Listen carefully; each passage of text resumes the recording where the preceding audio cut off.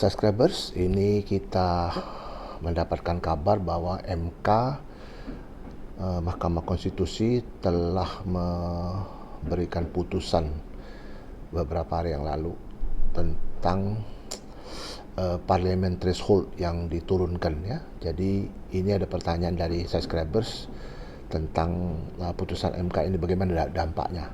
Saya tidak akan ikut dalam politik, tapi aturan hukumnya yang akan saya jelaskan kepada subscribers yang bertanya kepada saya ini. Jadi begini, untuk mengusulkan seorang calon ya, calon kepala daerah itu harus diusulkan oleh yang disebut dengan partai politik yang punya kursi di DPRD. Jadi DPRD kalau di tingkat pusat DPR, kalau di daerah itu namanya DPRD. Nah, seperti di DKI itu ada DPRD-nya gitu.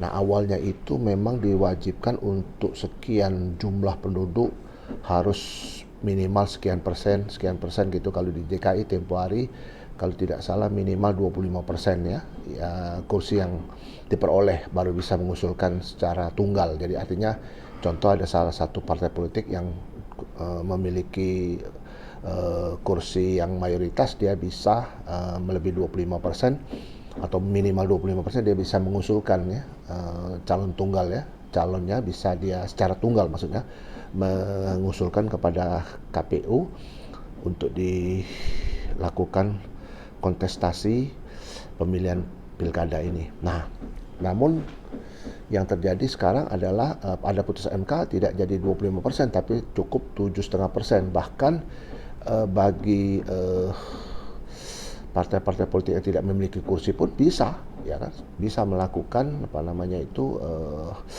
mengusulkan calon untuk kontestasi di pilkada ini. Kalau dulunya itu kalau misalnya kedudukannya itu kurang dari 25%, dia mesti mencari partai politik lain untuk bergabung. Maka itu ada namanya koalisi, sebagai mana yang kita tahu bahwa koalisi itu merupakan gabungan dari beberapa partai. Nah, akibatnya apa? Akibatnya ya banyak nantinya calon yang akan berkontestasi di pilkada ini. Nah, ini yang bagus menurut saya, demokrasinya jadi hidup itu ya. Nah, sekarang kita sebagai pemilih pastinya kita akan memilih pemimpin ya. Jadi bukan oportunis ya, bukan orang yang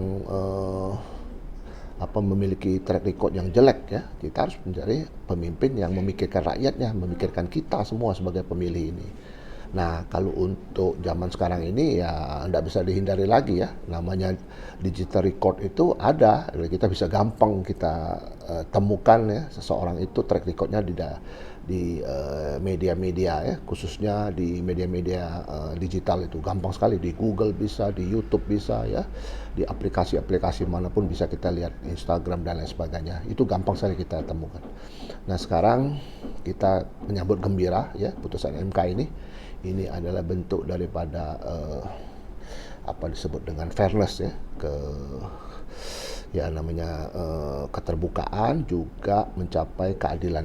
Mari kita sebagai rakyat kita berpartisipasi, kita memilih pemimpin. Saya ulang, pemimpin ya, bukan oportunis. Kurang lebih seperti itu. Bagi subscribers, mudah-mudahan penjelasan saya ini menambah wawasan kita dan kita terus menjaga kesehatan dan sukses.